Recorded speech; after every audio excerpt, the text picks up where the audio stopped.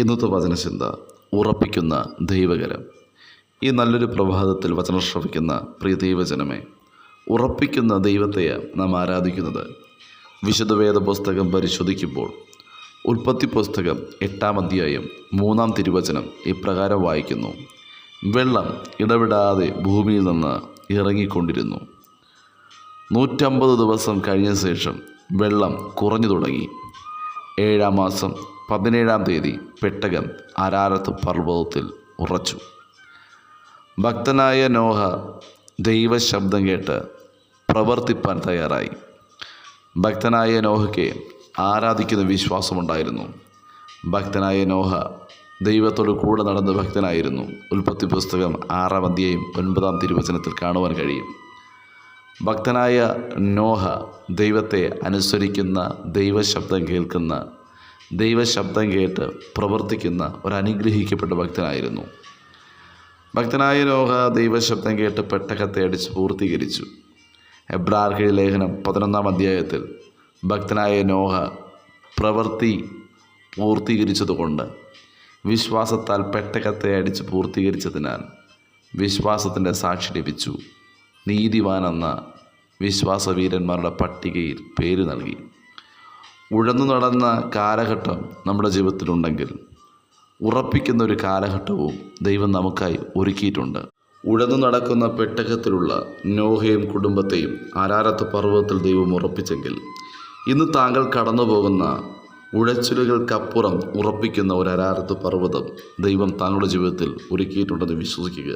വചനം ശ്രവിക്കുന്ന പ്രിയ ദൈവജനമേ, ബുദ്ധിപരമായി ചിന്തിച്ചാൽ ഭക്തനായ നോഹയുടെ പെട്ടകം ചെന്ന് നിൽക്കേണ്ടത് താഴ്വരയിൽ ചെളിയിലായിരുന്നു.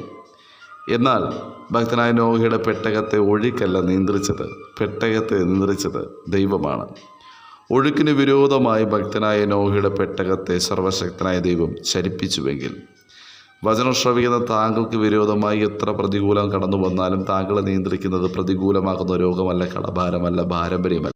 താങ്കളെ നിയന്ത്രിക്കുന്നത് ദൈവമാണ്. ഈ നിമിഷം ദൈവകാര്യങ്ങളിൽ പൂർണ്ണമായി ഏൽപ്പിച്ചു കൊടുക്കാമോ? താങ്കളുടെ ജീവിതം സ്വയം കർത്താവിൻ്റെ കാര്യങ്ങളിൽ ഏൽപ്പിക്കുക.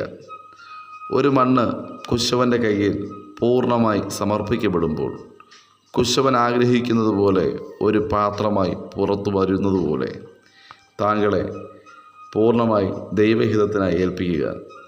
ദൈവകരങ്ങളിൽ പൂർണ്ണമായി സമർപ്പിക്കപ്പെടുമ്പോൾ ദൈവം താങ്കളുടെ ജീവിതത്തിൽ നിയന്ത്രിപ്പാനിടയാകും. ഭക്തനായ നോഹയുടെ പെട്ടകത്തെ അരാരത്ത് പർവ്വതത്തിൽ ഉറപ്പിച്ചതുപോലെ വചനം ശ്രവിക്കുന്ന താങ്കളെ ദൈവം ഉറപ്പിക്കും.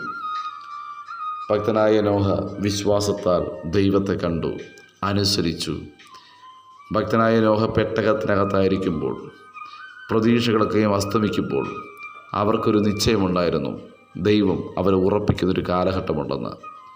അവർ വിശ്വസിച്ചതുപോലെ നോഹയുടെ കുടുംബത്തെ, നോഹയുടെ പെട്ടകത്തെ അരാരത്ത് പർവ്വതത്തിൽ ദൈവം ഉറപ്പിച്ചുവെങ്കിൽ ദൈവം ഉറപ്പിക്കുന്നതിനെ ഈ ലോകത്തിൽ ഒരു ശക്തിക്കും ഇളക്കുവാൻ സാധിക്കുകയില്ല.